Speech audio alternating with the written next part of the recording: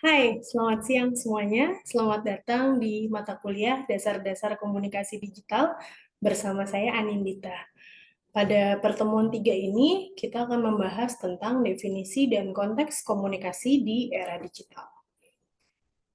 Kita akan mulai diskusi hari ini dengan membahas tentang perkembangan komunikasi. Di sini bisa dilihat bahwa menurut Bungin, manusia mampu belajar menyesuaikan dirinya dengan alam sekitar, serta menciptakan dan menggunakan alat atau teknologi yang diperlukan dalam mengatasi lingkungannya. Nah, saat ini saya yakin teman-teman semua juga sangat familiar dengan penggunaan teknologi ya, khususnya teknologi komunikasi. Oke, di slide ini juga dikatakan bahwa ada 4 periodisasi perkembangan manusia. Yang pertama adalah pada era kesukuan, kemudian era tulis, era cetak, dan era elektronik. Dan bahkan saat ini kita sudah sampai atau sudah masuk ke era digital. Lalu kita lanjut ke media baru, teman-teman. Dari lahirnya dari perkembangan teknologi tersebut, lahirlah internet dan juga muncul banyak media-media digital atau biasa disebut juga dengan media baru ya. Di sini salah satu definisi yang akan saya bacakan adalah menurut Arsyanu Sahar tahun 2014 yang mengatakan bahwa media digital digunakan untuk menjelaskan kemunculan media yang bersifat digital,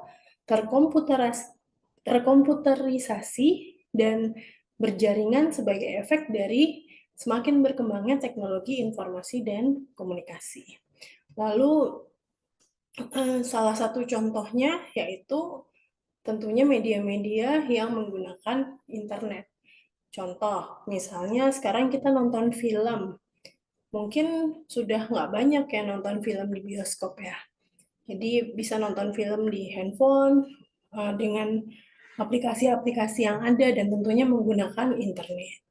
Lalu buku juga ada e-book ya, e-book yang bisa diakses lewat laptop, lewat komputer, lewat tab, atau mungkin handphone, dan menggunakan internet untuk membacanya atau mendownloadnya. Oke, next slide. Kita akan membahas tentang karakteristik media baru menurut Lister tahun 2009. Yang pertama karakteristiknya adalah digital. Jadi informasi yang disampaikan itu dalam bentuk teks, grafik, foto, gambar bergerak, dan bentuk menarik lainnya. Nah, informasi-informasi tersebut dapat disimpan, dibagikan menggunakan jaringan komunikasi, dan dapat dicetak ke dalam bentuk fisik. Lalu, karakteristik yang kedua adalah interaktivitas. Jadi di sini halayak tidak lagi hanya sebagai penikmat informasi, tetapi halayak turut terlibat dalam menciptakan serta mengubah konten pada media yang digunakan. Karakteristik yang ketiga adalah hipertekstual. Artinya, teks saling terhubung antara satu sama lainnya. Misalnya seperti sebuah teks yang mencantumkan link yang dapat membawa pembacanya menuju situs lainnya dengan bantuan koneksi internet. Kita suka lihat ya, kalau di media sosial atau mungkin di berita-berita gitu, kita bisa klik masuk ke link lainnya atau hyperlink kita sebut juga ya. Kemudian yang karakteristik keempat adalah jaringan. Jaringan merupakan alat utama sebagai penghubung media digital dengan akses internet. Jaringan juga menghubungkan media satu dengan media yang lainnya. Oke, lalu karakteristik selanjutnya adalah virtual, adalah realitas semu yang ditampilkan oleh media digital. Di sini pengguna media dapat menciptakan suatu pengalaman dan berinteraksi dengan realitas yang diberikan oleh media. Dan karakteristik yang terakhir adalah simulasi, yang merupakan representasi dari suatu kegiatan. Simulasi dapat diartikan sebagai realitas tiruan. Nah, ini tadi karakteristik-karakteristik dari media baru.